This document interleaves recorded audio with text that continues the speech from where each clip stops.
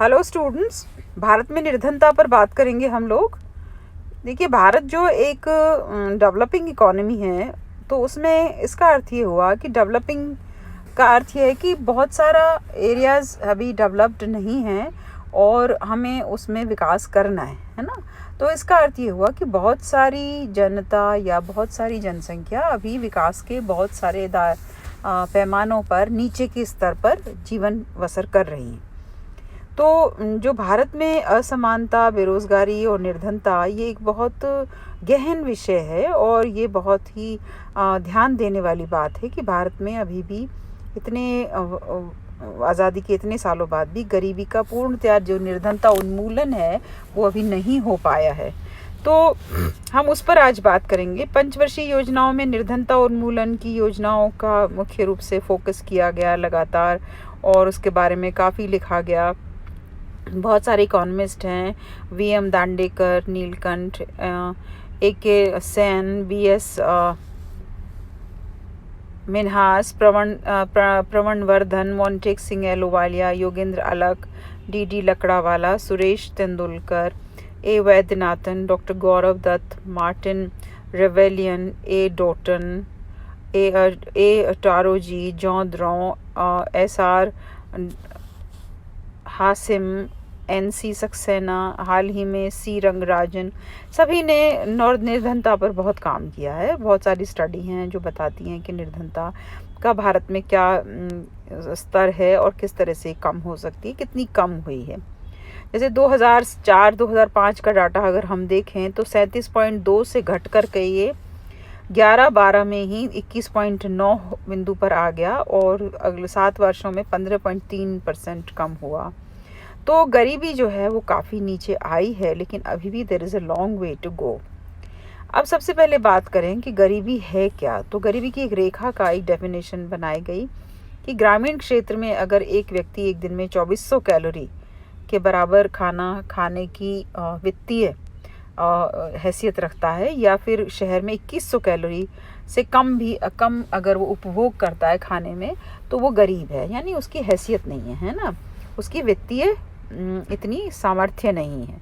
तो ग्रामीण क्षेत्र के लिए प्रति व्यक्ति इसका मतलब ये है कि प्रति माह व्यय राशि जो है 1973-74 के मूल्यों पर है ना, ये आप ध्यान रखें, मूल्य हम ले रहे हैं 73-74 के, तो 49.1 रुपीज़ और शहरों में 56.6 रुपीज़ पर मंथ पर पर्सन आवश्यक है 73-74 की कीमतों के आधार पर अगर हम इसको लें।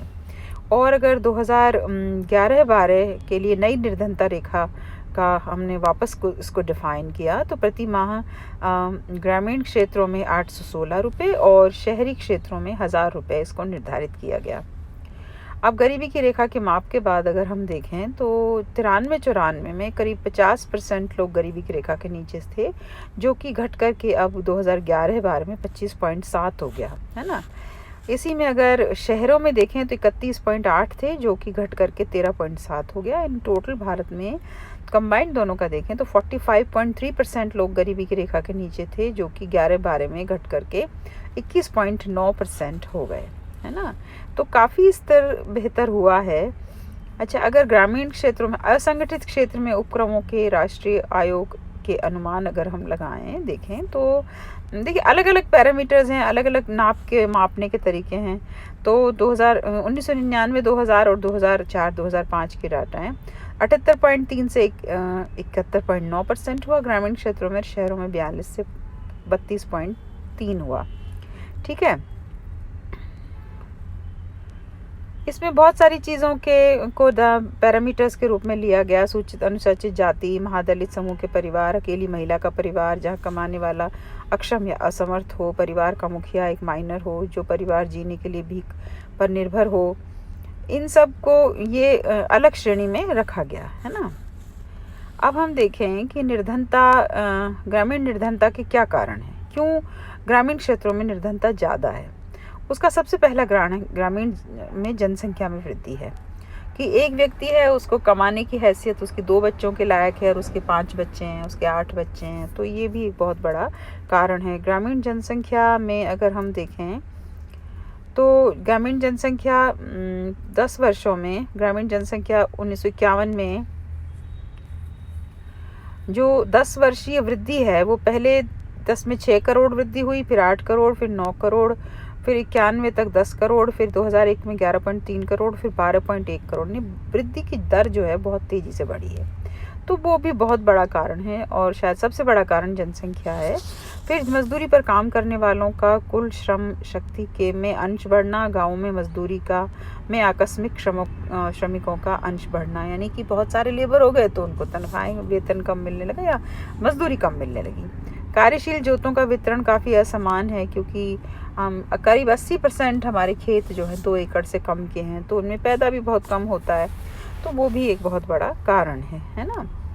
अब अगर हम ये देखें भूमि सुधारों के क्रियान्वयन में कमी रही, हरित क्रांति और ग्रामीण निर्धनता में कि हरित क्रांति का विशेष लाभ जो है वो विकसित प्रदेशों के धनी किसानों को ज़्यादा मिला और असमानता बढ़ गई उससे। कृषि उत्पादन में धीमी वृद्धि हुई, तो वो भी निर्धनता का एक कारण बन गया। फिर गरीबों के द्वारा खरीदे जाने वाले खाद्य पदार्थों की कीमतों का निर्धनता से खास संबंध बताया कि गरीब जिन चीज़ों को खरीदते हैं उनकी महंगाई बढ़ना, वो भी एक कारण। फिर सामाजिक पिछड़ापन, श्रम की गतिशीलता में बाधाएं, परंपरागत समाज का दुष्प्रभाव कि हम जो जैसे परंपराएं हमारी हैं, तो वो आदमी को शादी है, मृत्यु है, इस तरह की लड़का होना चाहिए, इस तरह की जो स्थितियां हैं उनकी वजह से भी गरीबी बढ़ गई। गरीबों के लिए गाँवों में कॉमन प्रॉपर्टी के साधनों के उपयोग में मिलने वाले लाभों में गिरावट, यानी चराई की भूमि, व्यर्थ भूमि, जल साधन आदि का उपयोग। फिर उदारीकरण और निजीकरण की प्रक्रिया जो शुरू हुई, उसमें भी गरीबों को बहुत लाभ नहीं मिल पाया। तो बहुत सारे तरीक़ों से इन सबको इस स्थिति को निपटने के लिए बहुत सारे उपाय किए गए। तो उसमें बहुत सारे प्रोग्राम्स चलाए गए कि गरीबी को कैसे निवारण किया जाए। तो सबसे पहला प्रोग्राम जो है एकीकृत ग्रामीण विकास कार्यक्रम चलाया गया है ना। उसमें 7वीं योजना में 2 करोड़ परिवारों को लाभ पहुंचाने के लिए इसको प्रारंभ किया गया और 1.82 करोड़ लोगों को लाभ दिया गया, परिवारों को लाभ दिया गया। फिर इस कार्यक्रम को 1997-98 में 17.1 लाख परिवार लाभान्वित हुए और फिर इस प्रकार अलग अलग वर्षों में अलग अलग number of people were benefited. फिर एक प्रोग्राम चलाया गया NREP, RLEGP या JRY, है ना।